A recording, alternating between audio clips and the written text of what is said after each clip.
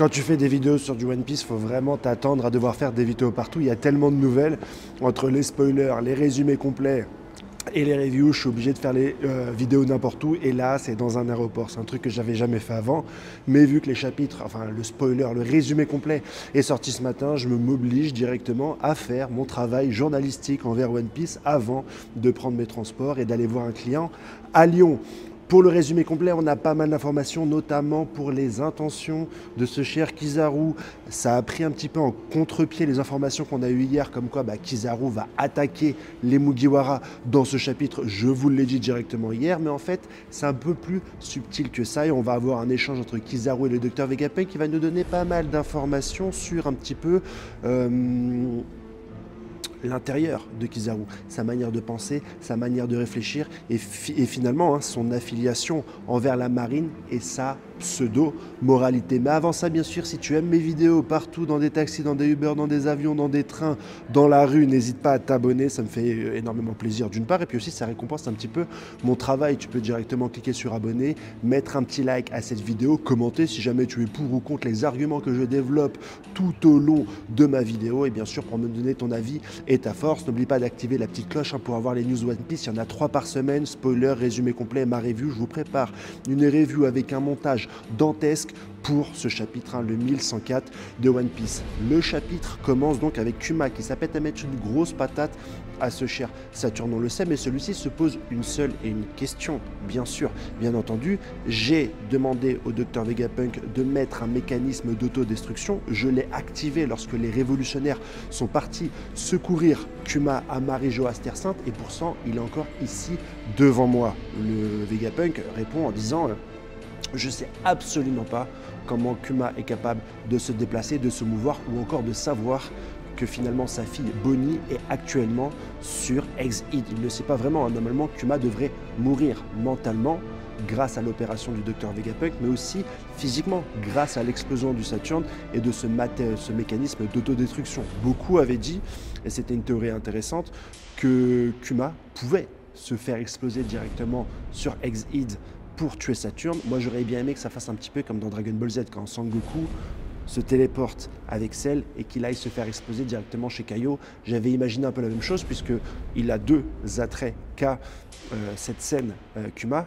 1, il peut s'exploser tout comme Cell, et 2, se téléporter comme Sangoku.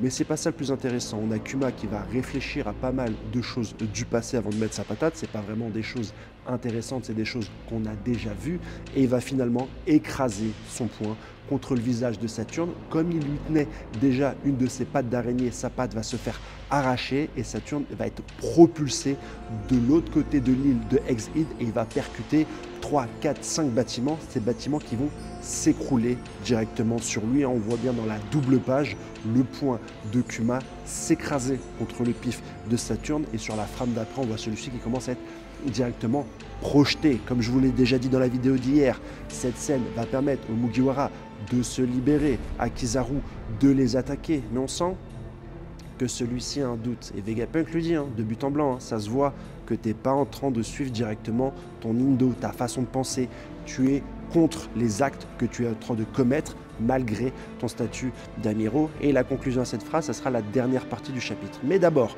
Saturne revient, on voit qu'il est capable de se régénérer son bras grâce à ce haki démoniaque. Cette puissance, est-ce que c'est lié à des fruits du démon? Est-ce que finalement les membres du Gorosei ne sont pas que des marionnettes créées par Im-sama, des ombres, des démons qui sont fabriqués de toutes pièces et qui expliqueraient quelque part leur immortalité au niveau de la longévité, et peut-être même au niveau du fait qu'ils soient directement comme des pentarticulés, comme des clones, doués d'une faculté de se reconstituer. On en reparlera directement dans ma review de demain. On a aussi également des gens qui vont se battre contre Saturne, et de Mugiwara, Sanji qui va protéger Kuma, qui va échanger bien sûr quelques paroles avec sa fille, qui va la prendre dans ses bras. Ça fait très longtemps que ces deux-là ne se sont pas vus, ils vont se retrouver, ils vont s'échanger. Bonnie va lui dire que voilà, malgré qu'on te surnomme Kuma le tyran, tu resteras la personne la plus fantastique, la plus empathique qui m'ait été donné la chance de rencontrer. Mais Sanji va protéger donc cet échange, cette fusion, en tapant directement l'une des pattes de cette très chère Saturne, et c'est Sanji qui va lui envoyer un canon burst directement dans la poitrine et qui va transpercer Saturne. On a Saturne qui va être directement dégommé par 2 des Mugiwara. Bien sûr, celui-ci est capable, là encore, de se régénérer. On n'a pas de nouvelles de Luffy, on ne sait pas où il est, on sait qu'il a bouffé, mais pour l'instant, il n'est pas dans la zone. Est-ce qu'il a déjà rencontré le membre de l'équipage de Barbe Noire qui est sur l'île? On le sait. Ou est-ce qu'il a déjà un contact avec le robot? Est-ce qu'avec sa forme Gear 5, il est capable de parler avec le robot, de le télécommander? On n'a pas encore d'informations, mais rappelez-vous, il y a un chapitre la semaine prochaine, donc on aura peut-être des informations là-dessus. Finalement, 2 choses vont finir. Kizaru, qui va avouer qu'il aurait dû prendre des lunettes un peu plus teintées parce que celui-ci est tellement dégoûté que sa tristesse est en train de se lire sur son visage, ce qui montre bien que c'est bien lui qui a muré Luffy et que c'est bien lui qui a des ressentiments quand il s'agit d'attaquer comment il s'appelle, le Sentomaru ou Bonnie. Parce qu'ils font partie de sa famille, ils ont échangé, ils ont mangé une pizza ensemble. C'est impossible qu'aujourd'hui, les actes de Kizaru ne nous touchent pas plus que ça. C'est erré contre le personnage. Et à la fin, on a donc Saturne qui va lancer un Buster Call, chose un peu minime. Par rapport à tout l'attirail qu'on avait vu, le Buster Call, c'est pas quelque chose qui me dit « Waouh, les Mugiwara sont dans la merde ». La transformation de Saturne était une menace beaucoup plus présente que le simple Buster Call qu'on a vu assez longtemps dans One Piece. Mais il va dire quelque chose de très technique. Il va dire, actuellement sur l'île, il y a une personne héritière d'un clan qui est déjà mort. Il parle bien sûr de Kuma.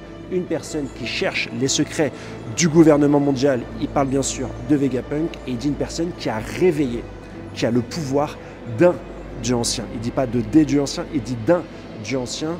Donc, il a très certainement une connaissance qu'il y a peut-être plusieurs dieux anciens et c'est sur ça que je vais tabler la vidéo que je vous présenterai demain avec des montages, avec toute une explication. Mais finalement, est-ce que Luffy ne serait pas un dieu parmi tant d'autres? Avec le réveil de Nika, qui est certes une problématique, mais qui pourrait être démultipliée par d'autres dieux. On a parlé, dieu de la terre, dieu de la forêt, etc. Pourquoi pas Barbe Noire? C'est vraiment sur ça que je vais axer ma review de demain. Je vous souhaite une excellente journée, bien sûr. N'hésite pas à t'abonner, ça me fait énormément plaisir et ça fait progresser la chaîne. À le mettre un petit like et à commenter. Je vous souhaite une excellente journée. Allez, ciao!